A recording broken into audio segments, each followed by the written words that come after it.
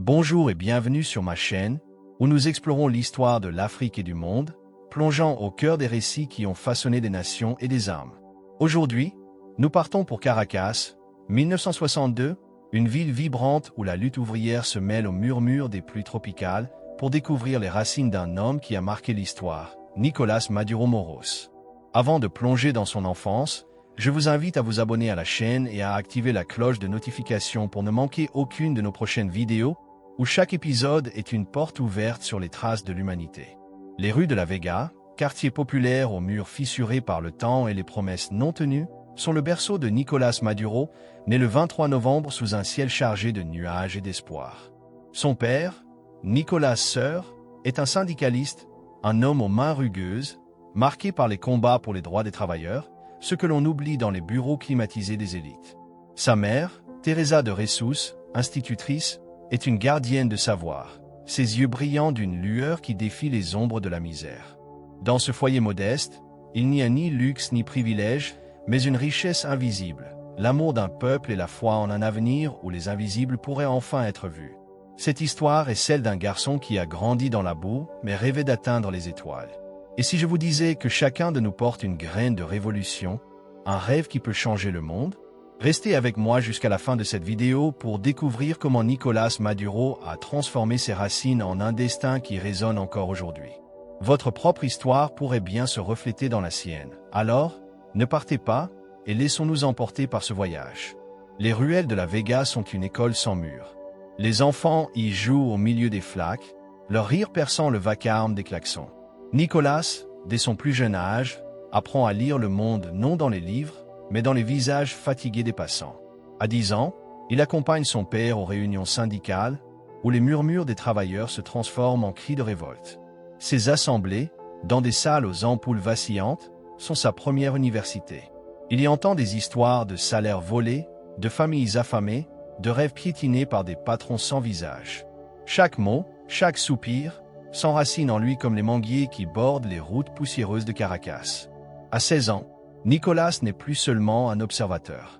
Il devient chauffeur de bus pour la compagnie de transport public de la ville, un métier qui n'a rien de glamour mais tout d'un sacerdoce. Les bus, ces mastodontes rouillés, sont plus que des machines. Ce sont des vaisseaux qui transportent les espoirs, les colères et les fatigues d'un peuple. Assis au volant, il slalome entre les embouteillages, les mains crispées sur un volant usé, les oreilles ouvertes aux conversations des passagers. Une vieille femme parle de son fils parti chercher fortune à l'étranger. Un ouvrier se plaint des heures supplémentaires non payées. Une étudiante chuchote ses rêves d'un Venezuela plus juste. Nicolás écoute, absorbe, et dans le chaos des klaxons, il commence à entendre une mélodie, celle d'une union possible, d'une force collective capable de fissurer les tours d'ivoire des puissants. C'est dans cet univers qu'il forge son premier serment, non pas écrit sur du papier, mais gravé dans la sueur et la poussière. Il ne veut pas seulement conduire un bus, il veut conduire un peuple vers la dignité. Ses études en sciences politiques, brièvement entamées à l'université, s'effacent devant l'école de la rue. Là, pas de professeurs en costume, mais des mentors comme les chauffeurs aux histoires brutes, les vendeurs de rue aux regards perçants, les mères célibataires aux épaules lourdes. Chaque leçon est une cicatrice, chaque injustice un aiguillon. Nicolás, avec sa tignasse noire et son sourire encore adolescent, commence à organiser ses collègues chauffeurs, à parler fort, à refuser le silence. Une nuit d'orage, alors que la pluie transforme les rues de Caracas en rivières boueuses, Nicolás rencontre Simon, un vieux chauffeur à la barbe grisonnante et aux yeux plissés par des décennies de route. Simon, veuf, père de 5 enfants, conduit son bus comme on porte une croix. Dans un moment de pause, sous un auvent trempé, il confie à Nicolás: « Ce bus, fiston, ce n'est pas juste une machine. C'est un pont. Chaque passager que tu transportes, c'est une âme oubliée que tu rapproches de son rêve. » Ces mots frappent Nicolás comme la foudre. Quelques semaines plus tard, quand les chauffeurs se plaignent de salaires misérables, Nicolás ne se contente pas d'écouter. Il organise une grève, un chœur de klaxons et de voix qui paralyse une partie de la ville. Sous la pluie battante, les chauffeurs, trempés mais unis, obtiennent une maigre victoire, une augmentation symbolique. Mais pour Nicolás, ce n'est pas l'argent qui compte. C'est la découverte d'un pouvoir plus grand, celui des gouttes d'eau qui, réunies, deviennent une tempête. Ce moment marque un tournant. Nicolas comprend que le vrai pouvoir n'est pas dans les palais ou les bureaux, mais dans les mains jointes des humbles. Il n'est pas encore un leader, mais il est déjà un pont, comme Simon le lui a appris. Ses années de jeunesse ne sont pas celles d'un héros de légende, mais celles d'un garçon des rues qui apprend à transformer la boue en fondation. Fin des années 1990. Nicolas Maduro n'est plus le garçon aux mains calleuses serrant le volant d'un bus brinque-ballant dans les rues chaotiques de Caracas. Il est désormais une silhouette imposante, émergeant des ombres poussiéreuses pour s'avancer dans l'arène incandescente de la politique vénézuélienne. Sa voix, rauque comme un cri porté par le vent des Andes, résonne dans les couloirs du Congrès, où il entre en 1999, à 37 ans, comme député. Pas de discours lisse ou de phrases ciselées pour lui, ses mots sont des éclats de pierre brute, taillés dans les souvenirs des rues de la Vega, dans les plaintes des ouvriers, les espoirs des vendeurs ambulants, les silences des mères célibataires. Chaque parole qu'il prononce est un écho des trajets en bus, des nuits passées à écouter les rêves brisés des passagers. La révolution bolivarienne, ce raz-de-marée orchestré par Hugo Chavez, déferle sur le Venezuela, et Nicolas, disciple ardent, se laisse porter par ses courants, le cœur en feu, prêt à en découdre avec l'histoire. Caracas, à l'aube du nouveau millénaire, est une fournaise d'idées et de passion. Hugo Chavez, figure titanesque, réécrit le destin d'une nation, arrachant les dorures d'un ancien régime pour ériger un Venezuela dédié aux de Abajo les humbles, les laissés pour compte. Nicolas, avec sa carrure robuste et son charisme brut, se distingue dans ce crépuscule révolutionnaire. En 2005, il gravit un nouvel échelon président de l'Assemblée nationale.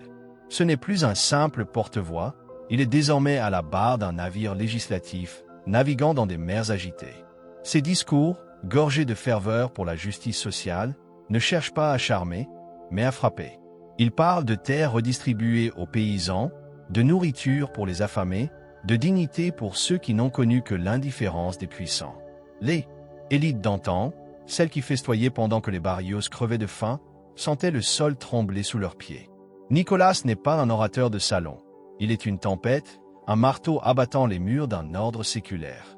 Hugo Chavez, le condor dont les ailes ombragent l'Amérique latine, voit en lui plus qu'un allié, il voit un frère d'armes.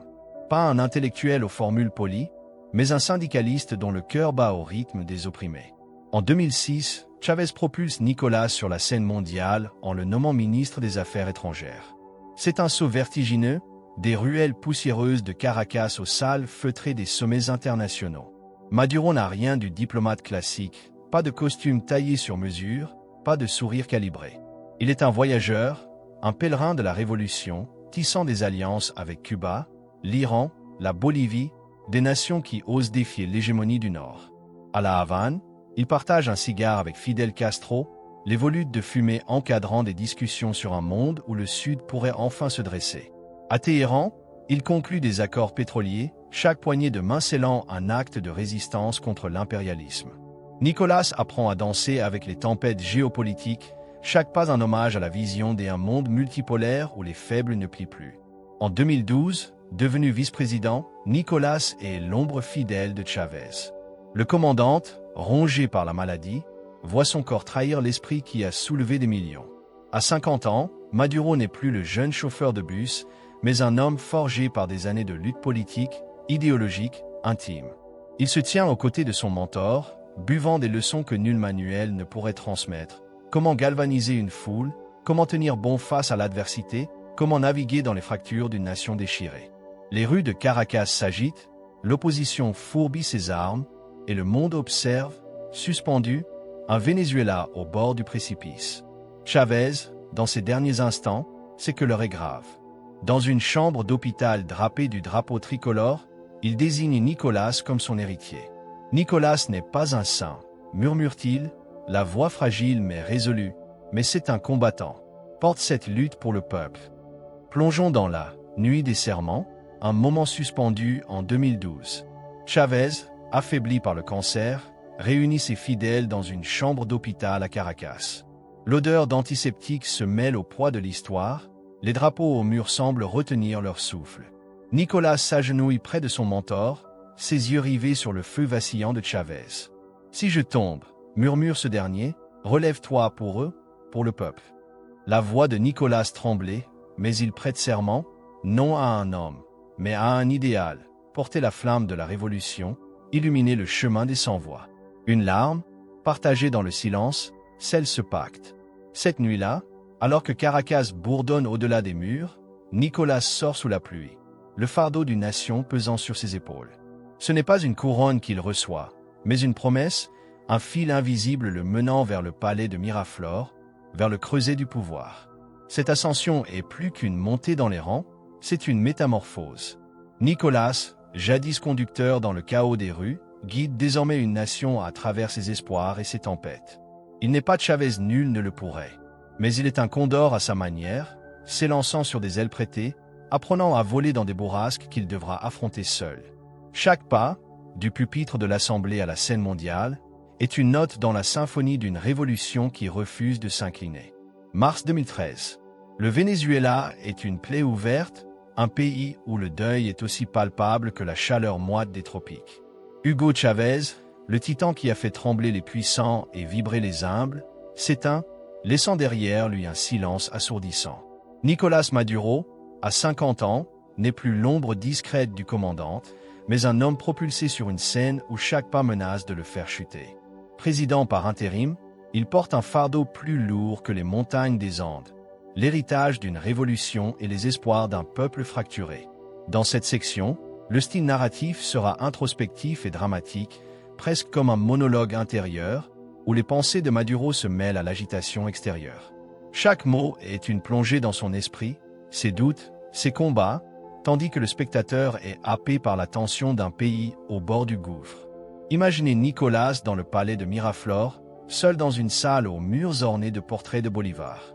La lumière d'une lampe vacille, projetant des ombres dansantes sur son visage marqué. Dehors, Caracas pleure et rugit. Les funérailles d'un cortège funèbre qui s'étire comme une rivière humaine emplissent l'air de sanglots et de chants.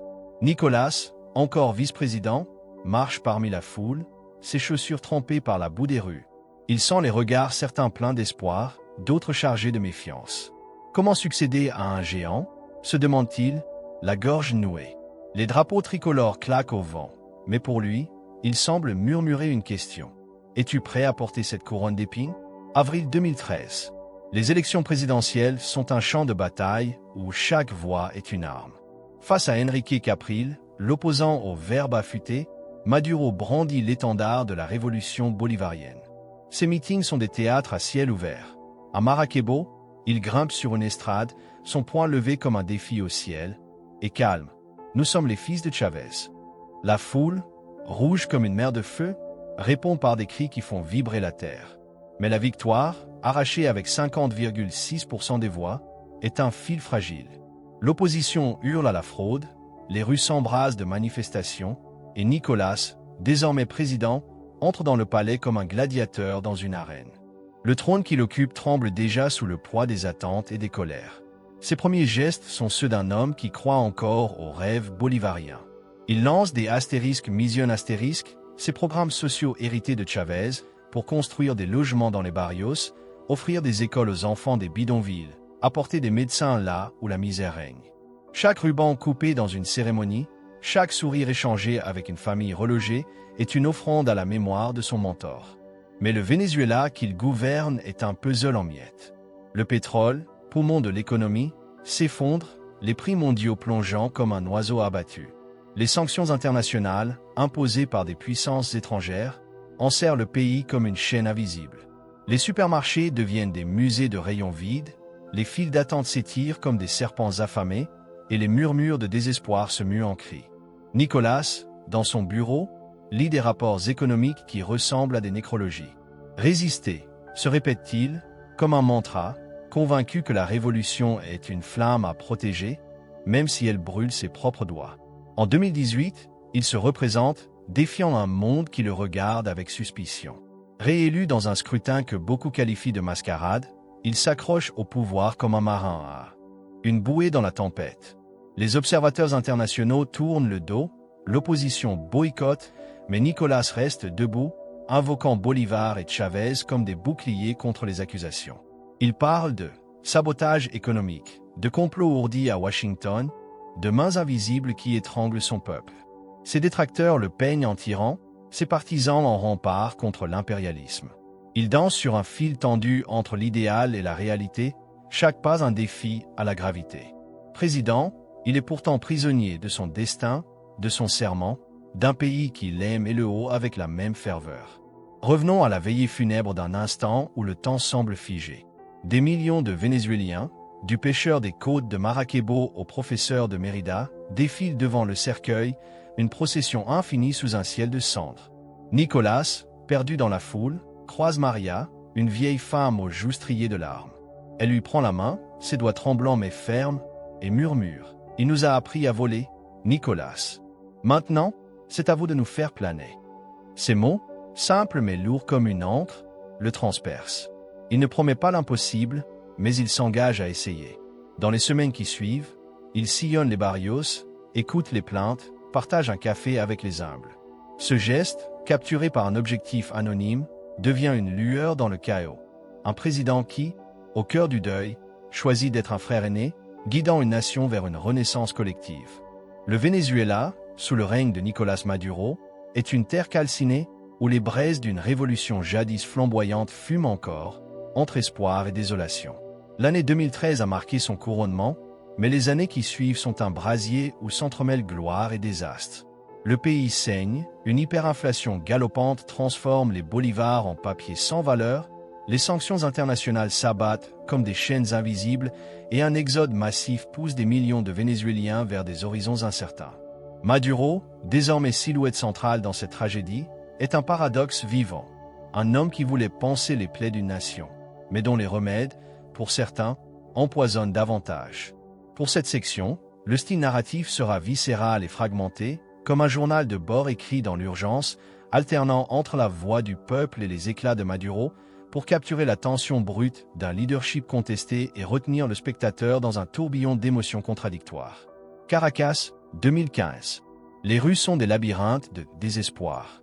Une femme, Carmen, attend dans une file d'attente qui serpente sur 3 pâtés de maison, espérant un sac de farine.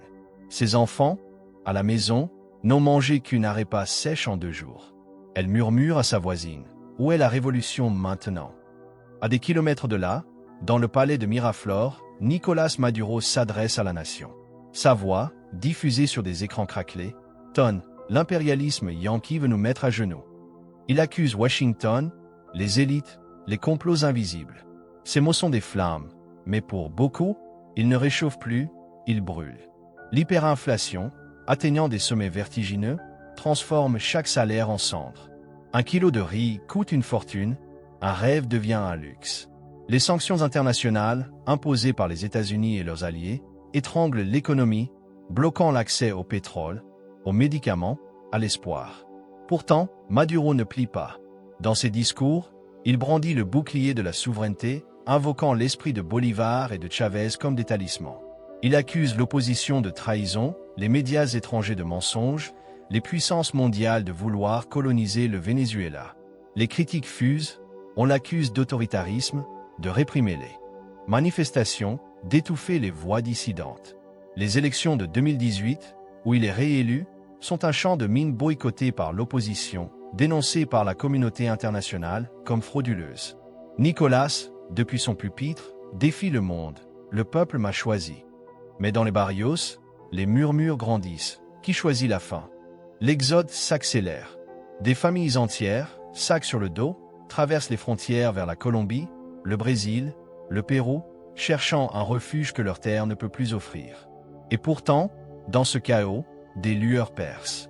Les misiones sociales, héritage de Chavez, continuent de battre comme un cœur faible mais obstiné.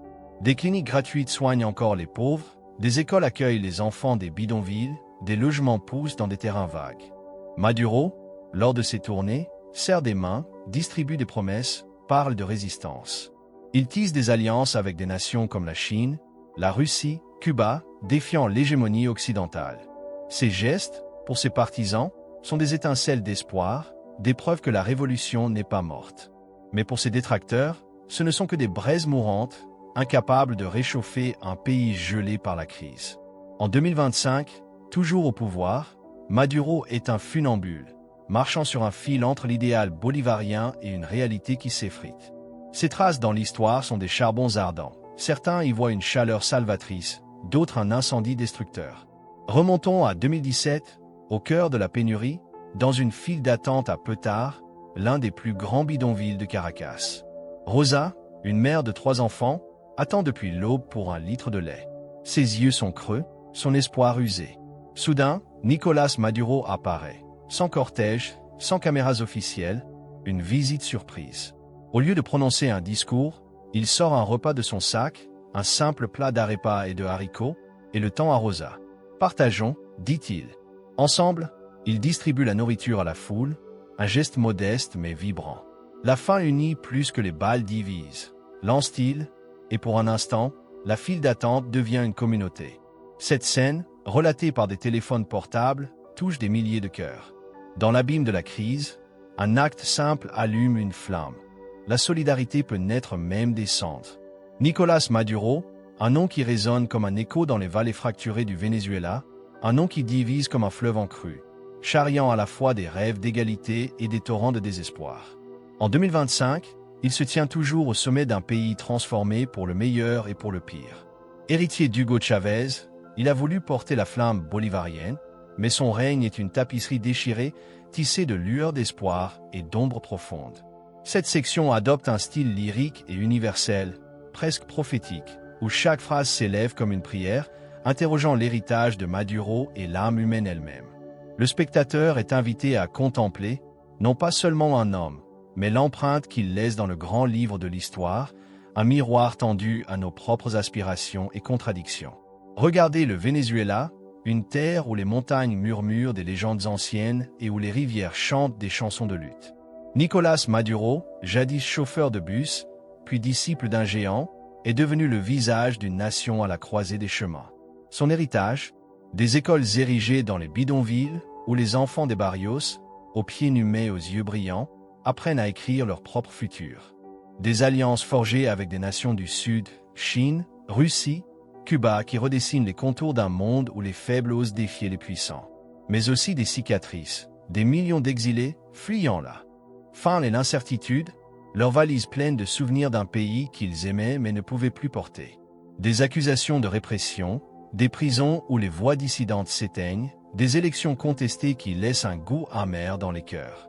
Maduro est un paradoxe vivant, un homme qui voulait guérir une nation blessée, mais dont les remèdes, pour beaucoup, ont creusé des plaies plus profondes. Dans le palais de Miraflores, sous les portraits de Simon Bolivar, Nicolás doit parfois s'arrêter, le regard perdu dans l'horizon. Que voit-il?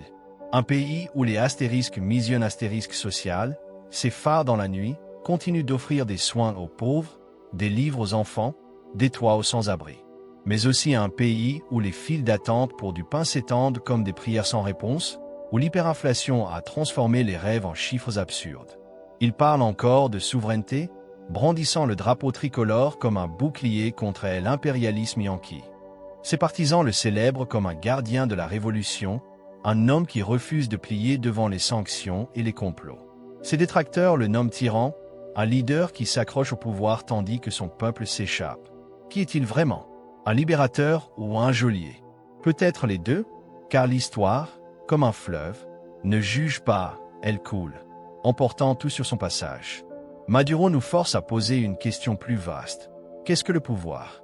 Est-il un outil pour libérer, un feu pour illuminer les ténèbres, ou une chaîne forgée par l'ambition, pesant sur ceux qu'il devait élever? Dans l'histoire de l'humanité, il rejoint les pharaons, les empereurs, les révolutionnaires, ces figures dont les monuments défient le temps, mais dont les âmes murmurent à travers les âges. Regardez ce que vous laissez derrière vous. Ces traces sont des braises. Certaines réchauffent les cœurs des humbles, d'autres brûlent les espoirs d'une nation. En 2025, alors que le monde change et que le Venezuela vacille, Maduro reste une énigme, un homme dont l'héritage est un chant inachevé, à la fois hymne et requiem. Nicolás Maduro n'est pas seulement un nom gravé dans l'histoire, il est un miroir réfléchissant nos propres combats pour la dignité, un écho de nos luttes et de nos espoirs. Merci d'avoir voyagé avec nous sur ma chaîne, où chaque récit est une flamme qui éclaire l'âme de l'humanité. Si cette plongée dans l'histoire de Maduro vous a touché, abonnez-vous dès maintenant et activez la cloche de notification pour ne manquer aucun de nos prochains récits qui éveillent les consciences. Likez la vidéo si elle vous a inspiré, et surtout, venez discuter avec nous en commentaire. Dites-nous ce qui vous a marqué dans ce voyage, posez-nous vos questions, partagez vos pensées, quelles traces voulez-vous laisser dans le monde? Votre voix compte, et nous avons hâte de vous lire.